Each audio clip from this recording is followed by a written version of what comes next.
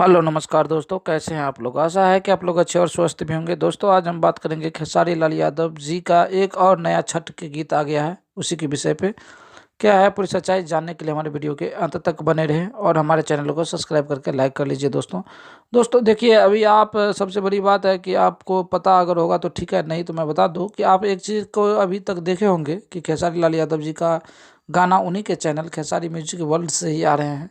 क्यों दोस्तों दोस्तों देखिए, इसमें कारण है कि वो एग्रीमेंट में फंसे हुए हैं, इसीलिए वो और कोई चैनल से नहीं आ पा रहे हैं, बस खेसारी म्यूजिक वर्ल्ड से आ रहे हैं दोस्तों। और आज भी एक छठ गीत आया है जिसका नाम है महादेव अंगना, काफ़ी अच्छा छठ गीत है। आप ज़रूर सुनिएगा दोस्तों। यह गाना का मैं लिंक डिस्क्रिप्शन में दे देता हूँ, आप वहाँ जाके सुन सकते हैं दोस्तों। काफ़ी अच्छा गाना है और गाया भी है खेसारी जी। तो बहुत बढ़िया गाना है, आप ज़रूर सुनिएगा। मैंने आज का यह छोटा सा वीडियो आप ही के लिए बनाया है। कैसा लगा हमारा वीडियो कमेंट करके बताइएगा। हमारे वीडियो को देखने के लिए दिल से धन्यवाद। जय हिंद दोस्तों, नमस्कार।